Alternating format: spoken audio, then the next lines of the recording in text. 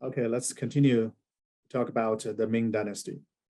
The Ming Dynasty, by and large, is politically stable until the 17th century. During this time period, we're going to talk about the Ming in relation to the rest of the world. Because we're talking about the 17th century and 18th century, right? This is a pivotal, critical period when the modern world is being formed. At the same time, Europe is rising. China is, I wouldn't say China is falling behind necessarily, but certainly China is growing in a different direction than the West. The West is rising, right? During this time period, we first have a Renaissance, right? We have a Renaissance, and then we have a scientific revolution. We have a Reformation, all these religion wars, right? And then we have all these revolutions, right? We're talking about the British, English Revolution, English Civil War, the French Revolution, right? American Independence War, right? So all these things are happening in the West, resulting in the rise of the West. Eventually, in late 18th century and early 19th century, in West Europe and America, we had something called the Industrial Revolution, right? Economically, the West is growing very, very fast. But China is still growing.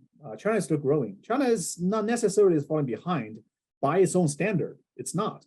But it's developing in a different way than the West. So we're going to talk about how we can interpret China's development, right?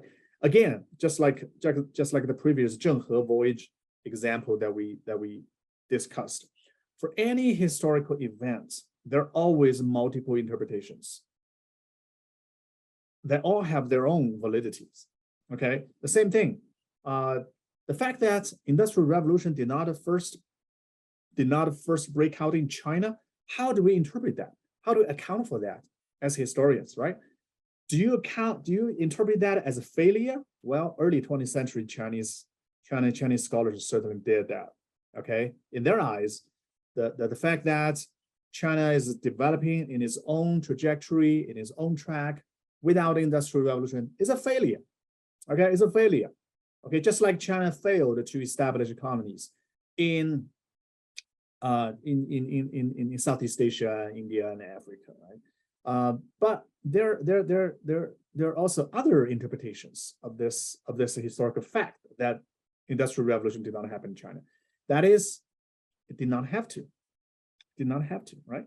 Yes, the West is rising rapidly, economically, industrially, and it's modernizing itself, industrializing itself, growing very fast. That's a good thing. But if you use a European yardstick or European framework to judge all non-Western societies, it's gonna be unfair, right? It's gonna be unfair because that if you use that lens, then all other societies are failures, including China. Does it make sense? Right? If you use a Eurocentric point of view to say, hey, did the Industrial Revolution happen in your society first? No, it didn't. Then you're a failure. Then all other non-Western societies are a failure. The problem is if we cannot always use a European criteria to judge non-Western societies. So to be fair, we're gonna have to use their own. Look at the inner logic of these non-Western societies themselves. Okay. Excuse me. So we're gonna look at what happens in China. Certainly not Industrial Revolution. Industrial Revolution is not happening, but there are other very important changes that happen in China. First is silver economy. Okay. The story goes back to our old friend Christopher Columbus.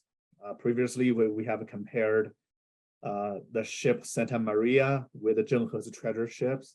Zhenghe's treasure ships really dwarfed Santa Maria. So we know that the Europeans are not that developed in Zhenghe's time, right? But after the Europeans so-called discovered Americas, lots of things changed. Lots of things changed. Well, first thing is that the Spaniards arrived Americas to find gold and silver, and they did find gold and silver. Okay, so all this gold and silver got transported back to Europe. Then the question is, how the Europeans are going to deal with, how are they going to use the gold and silver? Well, the answer is they purchase luxuries from Chinese. Okay, so that's how different parts of the world got connected together. So since 1500, the world is interconnected. We have a global history, in my opinion. You know, this happened in 1600, around 1500. Okay, so the Europeans are using the gold and silver they discovered, they obtained from Americas to trade with the Chinese. Of course, there's so many things they want from China, right? Porcelain, right? And let me show you some of the major exports of, this is a typical Ming period porcelain, beautifully made, highly in demand in Europe and many other places in the world. Europeans are using the silver, a lot of silver from Americas to purchase porcelain, purchase tea, purchase other artifacts, right? By the way, the tea, well, the Europeans always wanted Chinese tea, right? But they never know, Europeans never knew how to grow tea trees until much later, until like the late 18th century and early 20th century, early 19th century. Okay, yeah, this happened in 18th century. Finally, there's some Europeans who arrived to China in Fujian province. Yeah, one of my graduates is writing a research paper on how the Europeans learned or smuggled tea tree seeds from China. Okay, and they smuggled the Chinese tea trees, seedlings and seeds into India. British did that, and then they started planting tea trees in India. This is how sort of the technology of making teas got it globalized. So all these things. But back to the Ming Dynasty, the Ming society is exporting lots of things that the Europeans wanted. So we have this great international trade. So back to this slide, you will see that, and this is a win-win. This is a win-win. Okay, it benefits all sides. Okay, Europeans got all these luxuries. A lot of people got rich, and they build up their wealth, and they continue to invest. All these rich Europeans continue to invest in industry, right? So you need some accumulation of wealth in order to industrialize your society. So Europeans colonies in Americas and their trade with China really prompted the modernization of Europe itself. At the same time, it also benefited the Chinese. I will tell you why. Chinese economy over the past 2,000 years have been limited by cash famine. That means Chinese always wanted to find a good candidate for currency. Okay. Well, during the Qing Han empires, or even earlier period, say Confucius time, Chinese used both gold and copper as major currency. But China does not have a lot of silver and gold mines. That's the problem. And for copper, the production of copper in China is far less enough. It's far less sufficient to help help Chinese economy. So in many historical periods, Chinese economy has been thwarted or limited due to the lack of currency candidates. But now in 16th century, 17th century, when China traded with the Europeans, all this silver is flooding into China. Okay, so that solved a big problem. It solved a big problem. China did not have a lot of silver, but Chinese love silver, okay, because they love a precious metal that can be used as a currency.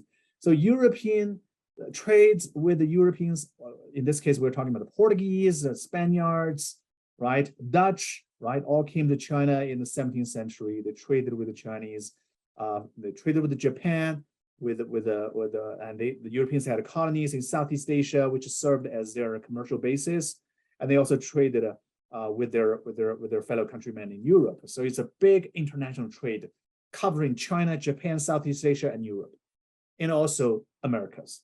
Silver comes from Americas, and then luxuries come from China, Korea, India.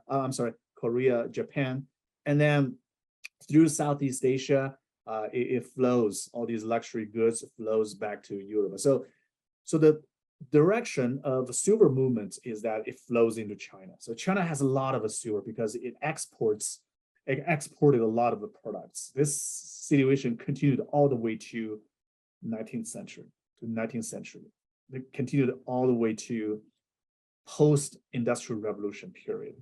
The Europeans only reversed this trade imbalance only after industrial revolution, because the industrial revolution allowed the Europeans to make more industrial products with a much lower cost, more efficiently, right? So that way they can export lots of things to China. But before industrial revolution, the trade with the Europeans, the Europeans always have a trade deficit. That means they're buying more things from Chinese, and they're paying more money to Chinese. Okay, sometimes this is considered as a bad thing by some politicians. For example, Donald Trump. Okay, when Donald Trump was there, Donald Trump was saying, "Hey, we're doing the same thing like in history, right? We're buying too many things from China. We're paying them a lot of too many U.S. dollars. We don't want this to happen." So what Donald Trump did is that he raised the tariff. He raised the import tax to stop too much imports of Chinese goods. But it did not work out. We know that it hurts American people, right? Because Americans, without restructuring of the supply chain, you're gonna have to buy cheaper things from China. Otherwise, everybody's paying much more, right? So it really hurt American economy. But so before Industrial Revolution, it's very difficult to reverse this trading balance. Well, the British in 19th century, in the 1830s and 1840s, they thought of an evil way to reverse trading balance. That is to export opium, drugs to Chinese. Who doesn't like drugs, right? Without some regulation, people get addicted to drugs very easily. So we're gonna talk about this later. In 19th century, the British only reversed the trading balance with China by exporting opiums planted in India to China. So that's the only way they reverse the trading balance. In Ming Dynasty, China has been the major exporter. Okay, exporter, and the influx of silver really boosted the Chinese economy. So you see a lot of a market economy. Many Chinese people, especially on the East Coast, they realize that how lucrative it is to export things to foreigners. So, for example, they restructure their economy for the market, right? For the market. This is very different from the traditional agricultural economy. Traditional agricultural economy is by and large self-sufficient, right? You have a farm, you have several cattle, cows, chicken, and you grow rice or whatever, right? You basically you're self-sufficient. Okay, you're except for engagement in the local market, you don't have to care about the areas beyond your local region. But now with the rise of a market economy, things are changing. Okay, a lot of the Chinese in the eastern parts, they are manufacturing cotton, textiles, porcelain, tea products, furniture, artifacts, purely for exportation. They're selling those things to foreigners. Okay, so this is a major change. We call this commercialization of the late Ming economy. Okay, at the same time, also Western cultures also come in. For example, European missionaries like Matteo Ricci. Forgive me if I pronounce his name wrongfully.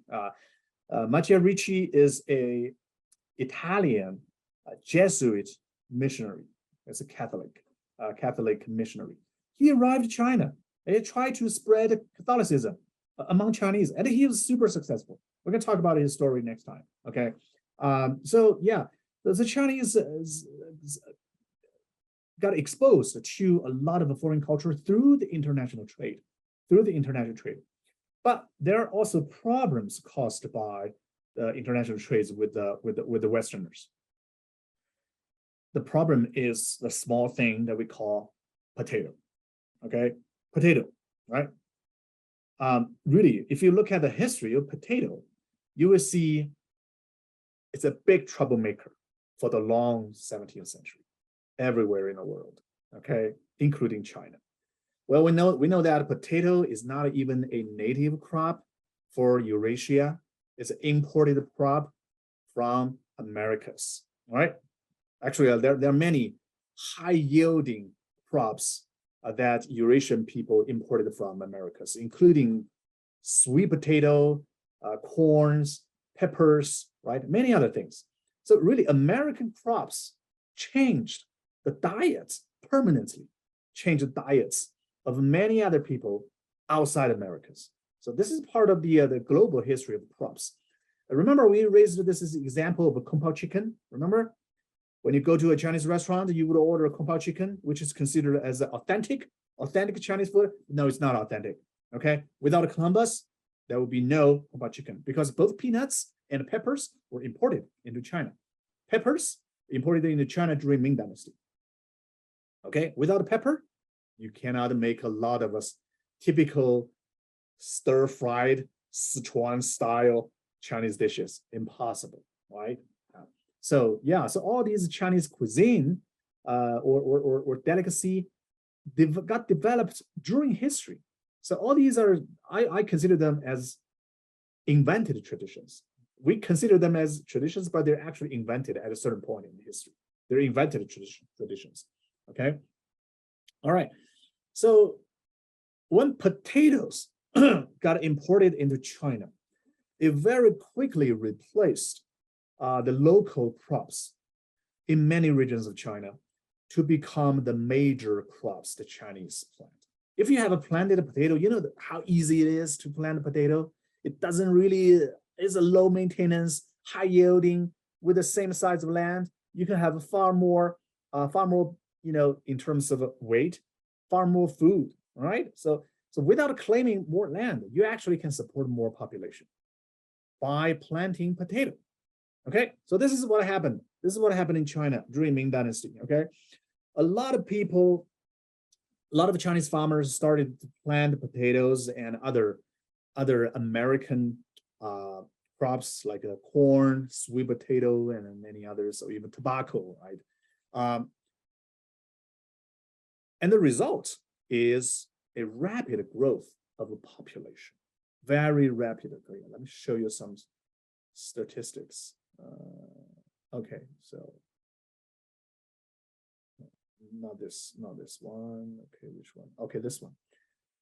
Importation of new crops from Americas really boosted the rapid, dramatic growth of population. Okay, if you look at registered population with the government in 14th century, in the Yuan Dynasty and the Ming Dynasty, you got 20 million people. Okay, 17th century, in the late Ming period, we got 60 million people. Okay, and then in the Qing Dynasty, in mid 18th century, you got 177 million people. Okay, and then in late 19th century, you got 300 million people. So this is a rapid growth of population, of course, as a result of many things. You know, some scholars argue that the importation of new crops is a one major reason, but of course, peace and order, during this time period, basically China enjoyed peace and order. So its central government controlling the territories also allowed population to grow very rapidly as well. But of course, this rapid growth of population has another interpretation, that is the way to count for population. Because before 16th century, the Chinese governments normally only count population by households, and they only count population who actually pay tax, right? But in the late 16th century, there is a major fiscal reform launched by the Chinese government called the One Whip, 一条鞭, or One Whip fiscal reform. What it means is that before this reform, you pay tax based on how many people in your household, and also based on basically based on a estimate of your household income. But since silver is so widely used, right, the government after the One Whip reform, the government stopped receiving tax in the actual product you get from your land. You know, previously you could pay tax to the government with just the rice or whatever, or wheat that you plant, or silk that you manufacture in your house. You don't pay tax in the form of money. But after the One Whip fiscal reform, the government saying, if you pay all this rice to me, if I have a hard time transporting it to capital, then it will get rotten in my granary, right? We don't want this to happen. So how about you just sell your rice or silk, and then you pay me silver, because there's so much silver on the market imported from Americas, right? So that's a lot more convenient for the government. We call this monetization of a Chinese taxation. Monetization of a taxation, very important change.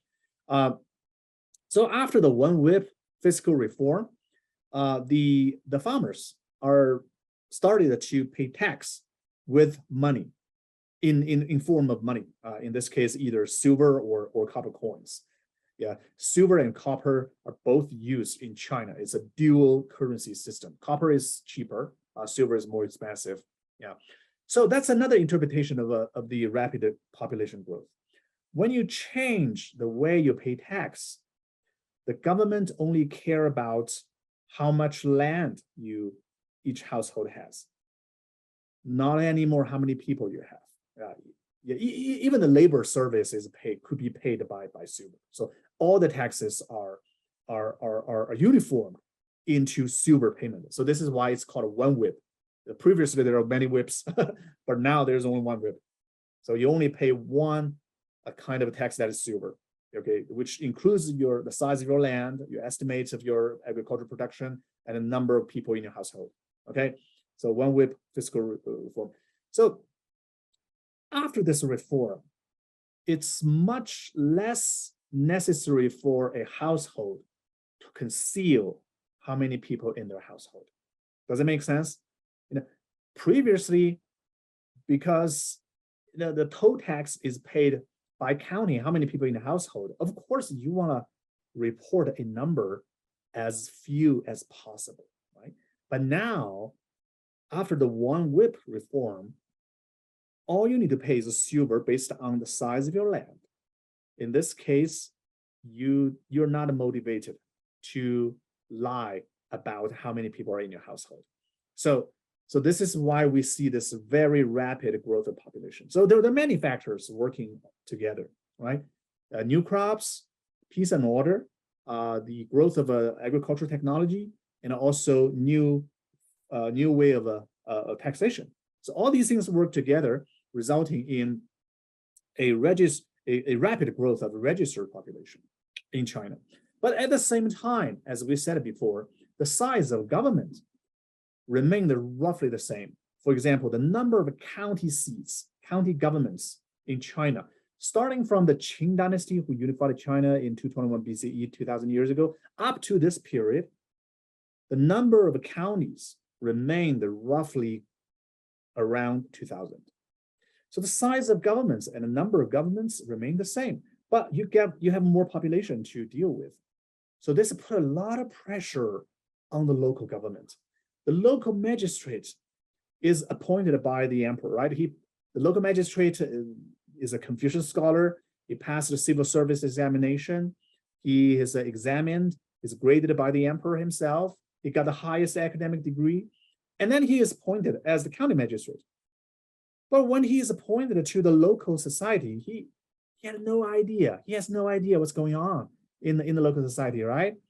He may have to hire some local people to help him deal with the politics and local affairs, but he is just one person.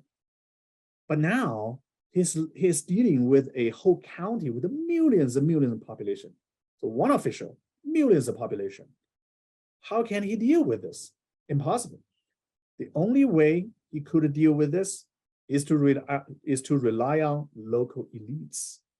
Okay, so this explains the rise of lineages in Ming and the Qing dynasties. Okay, because of population growth and the relative smaller size of the government. Okay, for example, with more population, you got more local affairs to deal with, like building schools, right? Yeah, you need the Confucian education. Every county needs a school, right? You need to build roads. You need to build, say, Confucian temples to honor Confucius, or Buddhist temples, so that people have a place to worship. You need to build bridges. You need to manage charity granaries to prepare for famine, because famine is going to happen every few years, right? You need to maintain and construct irrigation projects to boost agricultural products. You need to organize a court to hear minor lawsuits. So all these are local affairs that you need to deal with. One single county magistrate cannot do this. So he has to leave most of the jobs to the local extended families to do this. Those extended families are called lineages. If you have a chance to go to Chinatown in, say, Boston or San Francisco, I'm sure you might see some traditional Chinese architecture building that shows, hey, this is the ancestral hall for the Luo family. This is the ancestral hall for, say, the Chang family, right? So these ancestral halls or buildings are they're not like a club. They're centers for one lineage. Okay, because since the 17th century, a lot of the local Chinese are organized into extended families. Okay, for example, the Wei lineage from say Hunan. I know that my lineage is from the Wei family is from Hunan province. In Hunan, they used to have a huge lineage, thousands of people living nearby villages and counties. They claim that they share the same ancestry. Okay, so a lineage is like a tree, a lineage tree, a genealogy tree, right? They claim that everybody claims that they have a same patriarchal ancestor from like hundreds of years ago. And then they will have a story about one of their ancestors migrated to their current local society. And then they have they would do these activities. Okay. A lineage normally would have a common property. That means they would donate some pieces of land to serve for the common activities expenditure needed by the lineage. Okay, common property. Okay, a common land belonging to the lineage. That's the first thing they have. Second thing is that they claim that they have a common ancestor. Okay, and for that reason, they're gonna build up, they're gonna compile a genealogy. Genealogy is a book that contains all the records of the lineage, all the stories, all the, for example, previous awards. If one of your lineage members got an academic degree, you're gonna include it there. If there are major contracts the lineage is signed with the governments or with the other families, you're gonna include that. So basically, it's a collection. A genealogy is not just a map of family tree. It's an encyclopedia of all the sources or records of stories and information related to your lineage, your extended family. So that's the third thing. You're gonna need to have genealogy and also common ritual activities. You're gonna build up an ancestral hall, and in certain festivals, during certain days of the year, everyone in the lineage are gonna go to this ancestral hall and they're gonna perform ritual to honor their ancestor. Okay, so this is called ancestral worship, organized by the lineage. And you're also gonna have some mutual aids. Okay, for example, some of your lineage members, they're poor, right? They cannot afford education. In that case, you're gonna provide some kind of free education to them. For example, lineage could have a school, sort of like today's charter school, right? You build up a lineage school to educate the poor kids in your lineage.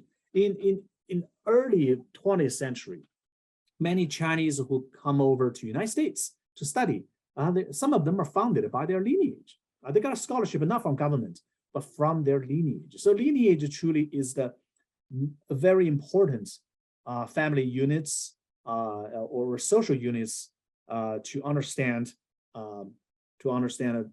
China's modern era, especially southern China. Yeah, lineages are pretty strong in southern China. So with the rise of lineage, you see sort of a limitation of government's power and functionality. The government is giving lots of things for the lineage to take care of, so that the local county magistrate can be freed from all these businesses, right? So this is a major change that happened in late Imperial China.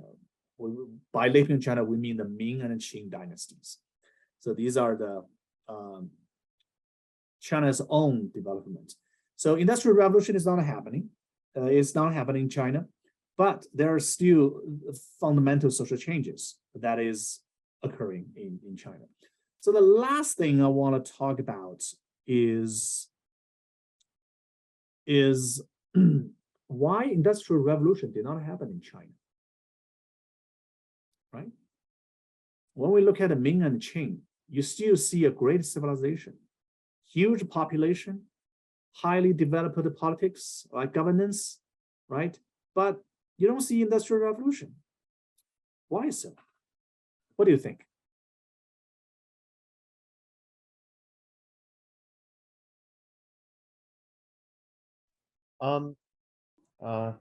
I just kind of like, I think a major factor we have to, I don't think it's the only factor, but I think a major factor we have to consider is that the Industrial Revolution started in England. And it's sort of, if you look at, I don't know, maps of how the Industrial Revolution sort of spread, it goes in waves and different areas get it at very different times. So I think due to the proximity and how far away it was, I just think it did take a long time to spread. Yeah, then the question is why did the Industrial Revolution first break out in England and not in China? I think the circumstances, I mean, it very well could have happened in China. And I think you see different sort of revolutions in China's history, sort of with culture and writing and even gunpowder, where they invent these amazing things. Yeah. And they don't get as much credit as the Industrial Revolution would have. But I guess the circumstances just specifically allowed for the Industrial Revolution to happen in England. And I think England was just transitioning from more of a traditional sort of society, and it's a big consumption thing too. So it has to do with the consumer culture. Yeah, I agree with you. Yeah, well, for Industrial Revolution to happen, you need two things, right? You need a machine power, right? You need the technology to use machine power rather than muscle power. I mean, traditionally, people have been using muscle power to power all these projects, right? But Industrial Revolution allows people to use technology, to use machine power, which is far more efficient, 100%, 200%, to 200% more efficient, even more, right? But second thing is that you need a market, because when you're manufacturing, say, textiles far more efficiently, you need a market to sell those things to. Without this market, Industrial Revolution probably would not have that. Now look at China. Does China have a market? It probably does have a market, right? I mean, given the population growth, certainly market is there. But why people did not think of using technology, to use machine power to facilitate their manufacturing? Why only Western Europeans and Americans thought of that and did that? Any explanation? I think in this case, like, China has such a long history of perfecting the way that they manufactured goods. Like, they have thousands of years of manufacturing silk and like manufacturing tea leaves and making it into tea, that I don't think that it was necessarily maybe not worth the time, but I don't think they needed to do it because they have such a long history of perfecting these things that they already had it down perfectly in the way that they needed to, because they're obviously like they were struggling a little bit, but they still have a sustainable population. They're still pretty successful. And it's a long lineage of the same goods going out. So I think when you don't need big factories and you don't need anything like that because you have perfected your craft quite literally, I don't think it's necessarily needed. But in the way of like Europeans and Americans, they didn't have that history or the perfection. They needed machine power. So I don't think it's necessarily that there wasn't consumers for it. They just didn't need to have machines because they perfected their craft. Interesting point. The Chinese have perfected the way of manufacturing things long enough in history, so they did not need to have that. Well, in late 19th century and early 20th century, when Chinese saw the machine powers, they were impressed. And they learned from the West. They learned from the West. They imported all the machines and technologies from the West, or at least they try to do that. So JD's point is that the perfection of old Chinese traditional ways sort of canceled out the need for new technology. Right? Did I paraphrase you, properly, JD? Yeah, that's basically it. I think just at this time they didn't need to have the big machines. Like maybe later on down the road they needed it, but I think their craft was perfect for their time. Interesting point. Yeah, do you agree with that? I also, oh, sorry. I agree and disagree with that sort of at the same time. I think there's many instances where Chinese civilization could have ceased to exist or could have been replaced by a different sort of civilization, and it didn't. And I think part of that success made some sort of, we don't necessarily need to change our ways kind of thinking. And also, I feel like England's enemies necessarily, for the most part, were on the outside. China, so they were competing pretty greatly with opposing nations. It was the competition breeds ingenuity, I feel, because China at the height they're pretty powerful in the region.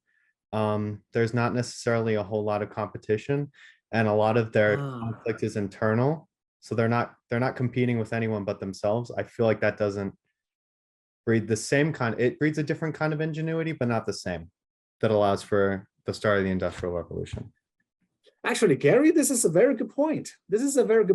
Yeah, we call this a competition interpretation, the lack of competition, right? Well, so the argument is, Gary's argument, if I may paraphrase you, is that technology breakthrough happened in Europe because of competition among nation states, right? But competition among nation states is lacking, is absent in China. In China, we have political unity, right? There is no competition. So in this case, you don't need to, there is no system to reward technological innovations, almost, right? Except for market. The governments will not reward that. But in contrast, if you look at Europe, you see all these nation states competing with each other, right? Look at Columbus. If he cannot get his aids from his own country, he could go to other foreign country, right? To get a sponsorship and support. Some other kings will support his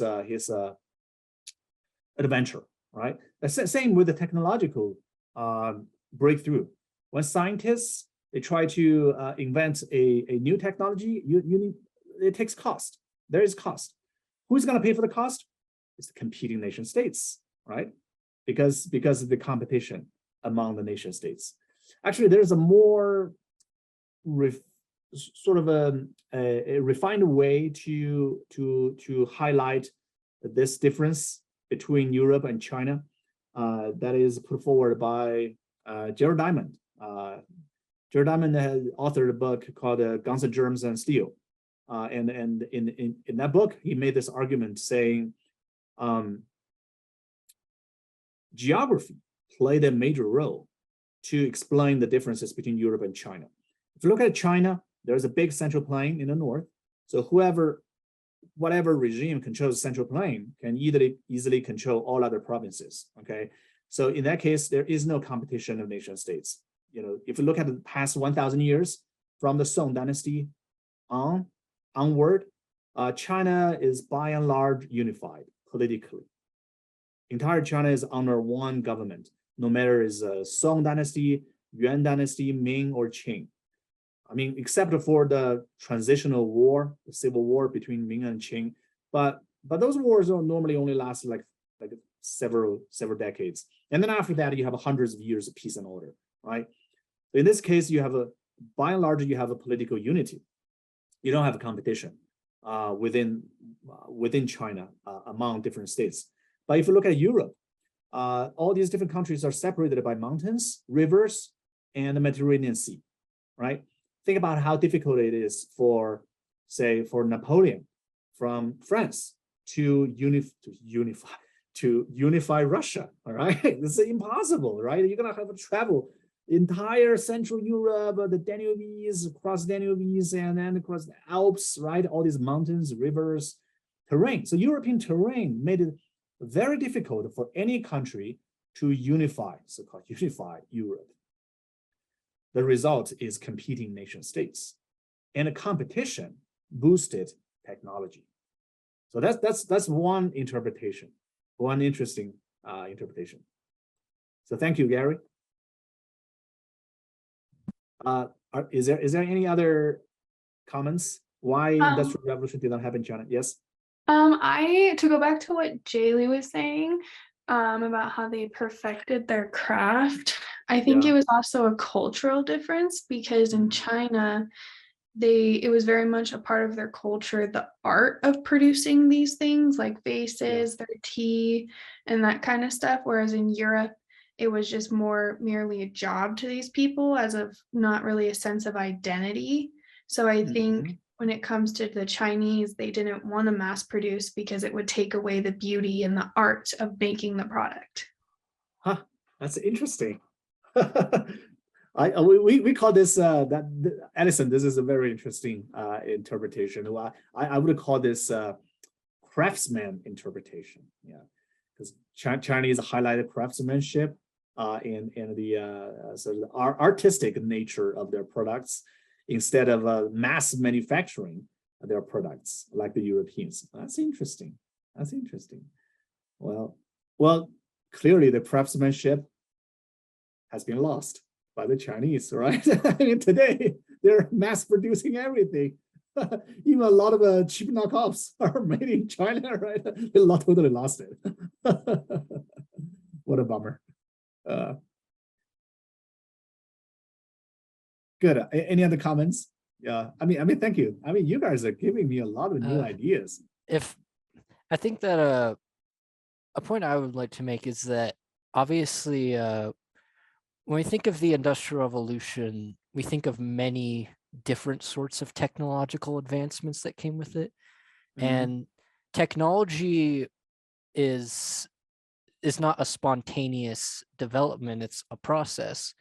So you know, you look at you were mentioning like, you know, the textiles and things like that, things that were used to provide commodities and better goods, and that kind of enhancement of society would allow them to build even more advanced technologies like steam-powered ships and railroads and all of that, which allows technology keeps building upon itself, is what I'm trying to say. And with China, I think kind of going back to what Jaylee was saying, like China probably didn't see much need to invent technologies for the sake of goods, because China already kind of had that position in international trade where their goods were already sought after.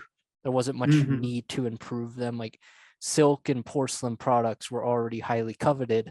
So they probably didn't see much need for those sorts of technologies.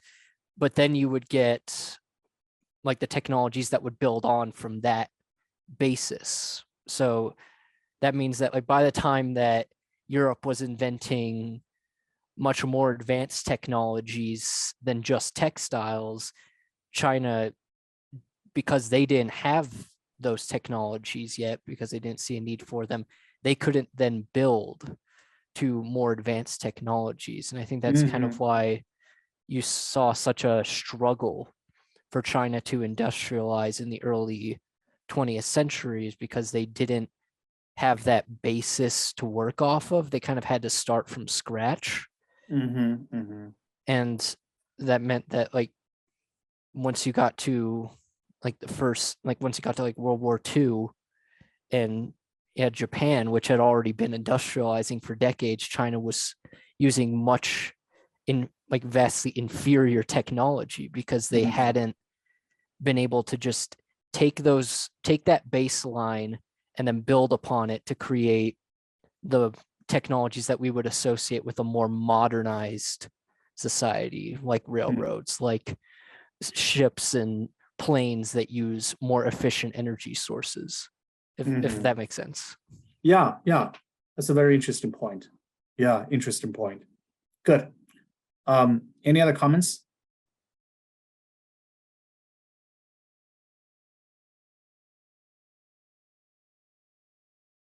Okay, I'm gonna wrap it up a little bit.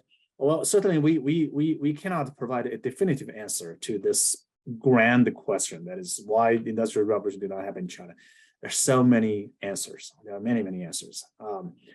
I'm gonna just mention a few answers here. One answer is that by Europeans. One answer by Europeans is that to have an industrial revolution, you need to have a scientific spirit, right? You need to have this very strong belief in science. We're not saying science is totally absent in China, but the science certainly is not the mainstream ideology or a main concern for most Chinese, or at least not the concern for the best minds in China. Then the question is why Chinese developed so much greater technologies like printing, gunpowder, mariner's compass, right? And the silk industry, right? The tea industry, all these require a lot of technologies, but these are not science.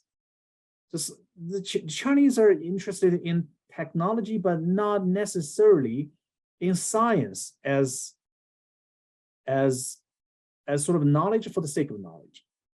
You see what I'm talking about? Because a lot of scientific research ostensibly has nothing to do with actual production, right?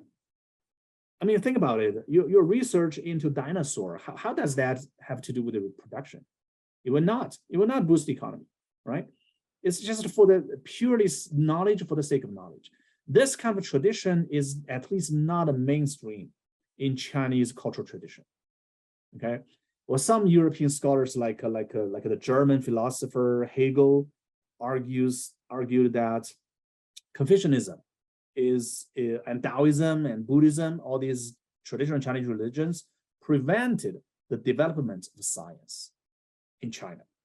Another German scholar in late 19th century and early 20th century called Max Weber, he has a book called Chinese Religion. He authored a book called Chinese Religion, in which he argues that Taoism, Confucianism really prevented the technological breakthrough or scientific development in China.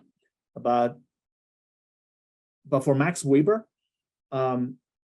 Christianity, especially Protestantism, is a religion that could boost capitalism and the market economy. So in other words, we call this a cultural explanation of why Industrial Revolution did not happen in China. This is an old interpretation, but in 21st century, this kind of a cultural interpretation has been widely discredited. Yeah, because this cultural explanation is extremely Eurocentric. Yeah, because it's using a European criteria and to judge all non-Western societies and to say all of you are failure. Remember, we talked about this Eurocentric framework and how problematic that is. The second interpretation is more modern. In the 1990s, there's one book published called The Great Divergence by a professor in University of California. And in that book, the author argues that if you compare lower Yangtze Delta China and West Europe in 18th century, they're very similar in terms of economic power, in terms of a population size, in terms of technology, they're very similar. But the reason why Industrial Revolution first broke out in Europe is because the proximity of coal or the availability of coal as a fuel in England. But in China, there is no such thing. The coal, I mean, that's the author's argument. I'm not saying he's right. But the argument is that in China, in lower Yangtze Delta, although market economy is very strong, a lot of local people are manufacturing for exportation for the market, but they don't have fuel. So in other words, it's a pure historical contingency that allowed England to first have industrial revolution. But of course, there are other things missing in China. For example, the colonies are missing in China, right? So unlike Britain, China did not have such a vast colonies and overseas market where they can sell things to, right? But the British, they certainly could have a vast market where they can use the machine power and to make textiles very efficiently and sell things too. So the overseas markets and the colonies really played a major role in the Industrial Revolution. So that's the point. But that is missing in China. But I would like to put forward a third interpretation. That is institution. That is a legal institution. As we talked about before, since the Qing dynasty, when we talk about the Lord of Shang, the legalism, we talked about how Chinese rulers had a supreme power, almost unlimited power in their hands, right? I mean, at least theoretically, the emperor has unlimited power. Although in practice, his power would be thwarted by many different forces, but that's a different story. We're talking about theoretically, the emperor is the living God. He has a supreme power. So that means he can take away anybody's property by law.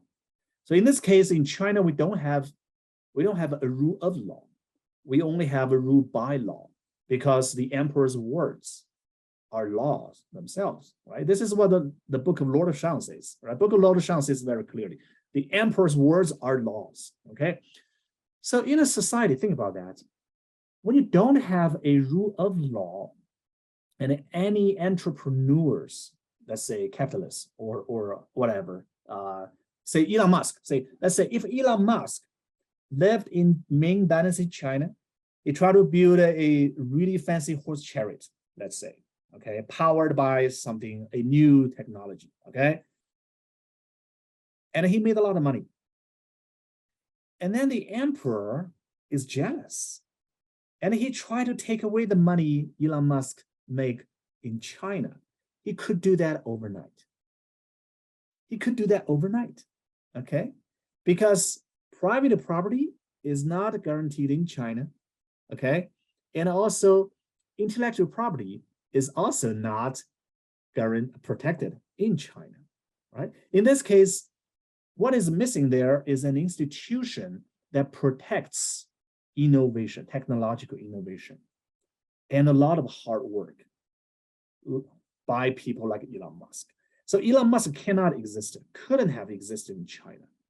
I'm not saying there are no entrepreneurs in China, but if you look at the Chinese commercial history, you'll find out that a lot of successful businessmen, they're suppressed eventually. Their money is taken, their property is taken, and they're personally punished by the government.